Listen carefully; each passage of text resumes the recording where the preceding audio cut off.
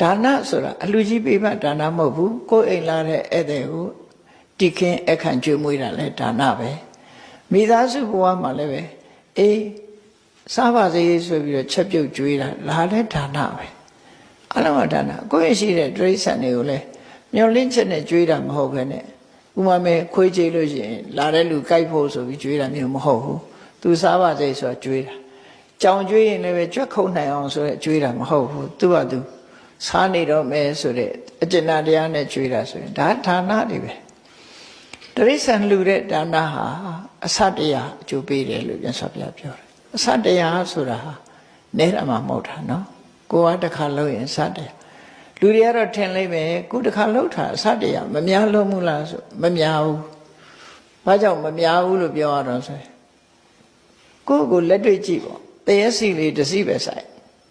တစ်စီဆိုင်ရင်တရသီးကတစ်လုံးပဲသီးတင်တာပေါ့ဘယ်ဟုတ်မလဲတရစီတစ်စီဆိုင်လိုက်တာနဲ့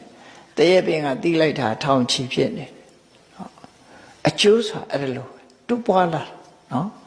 တူပွားလာဒါနကောင်းမှုကအဲ့ဒီတစ်ပင်စိုက်တာနဲ့အလားတန်တူတယ်ပေါ့ကိုယ်စိုက်တုန်းကတစ်စီပဲစိုက်တယ်သို့တော့ရလာတဲ့ fruition တွေ fruit ပေါ့နော်အကျိုးတရားတွေကြတော့များများအမြောက်များစွာရတယ်လို့အေးလူသားတယောက်ကိုချင်းသီလမရှိတဲ့လမ်းပေါ်ကလူတယောက်ကိုတဏှာလို့ကျွေးလိုက်တယ်ဆိုရင်အစတစ်ထောင်ကိုချင်းသီလရှိတဲ့ပုဂ္ဂိုလ်ကျွေးမယ်ဆိုအစတစ်သိန်းဒီလိုတုံ့ပြန်မှုတွေအားတွေကတော့မတူတတ်ဘူး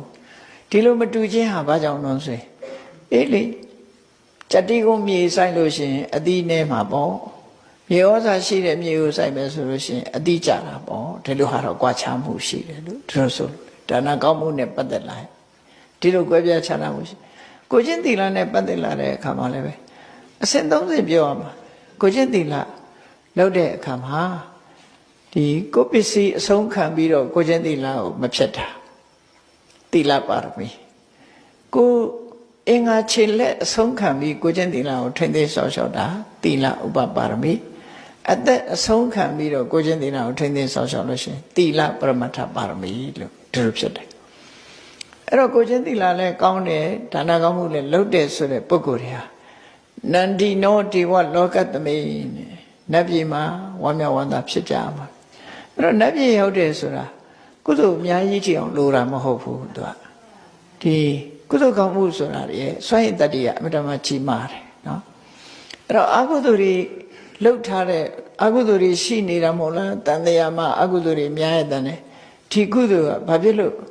ဒီအကုသိုလ်တွေကြောင့်ငရဲမကြပဲနဲ့ဒီကုသိုလ်လေးနဲ့လှုပ်ထားဖြစ်နိုင်ပါမလားဆိုဖြစ်နိုင်တယ်ဘယ်လိုဖြစ်နိုင်တော့ဆိုကြောက်တုံးကြီးတုံးဟာကြောက်တုံးသေးသေးလေးပဲဖြစ်စေအကြီးပဲဖြစ်စေရေထဲချမြုပ်မှာပဲသို့တော့လှေပေါ်တင်ကြည့်ပါလားအကြီးကြီးလဲလှေနဲ့တင်သွားရမမြုပ်တော့လှေဆိုတာရှိတယ်လှေသင်္ဘောပေါ်မှာတင်သွားလို့ရှိရင်ကြောက်တုံးအကြီးကြီးဟာလည်းမမြုပ်ဘူးအသေးလည်းမမြုပ်ထို့တူပဲကုသိုလ်ကောင်းမှုရှိတဲ့ပုဂ္ဂိုလ်ဟာဘယ်ကြမသွားဘူးလို့ဆိုလိုတယ်ပေါ့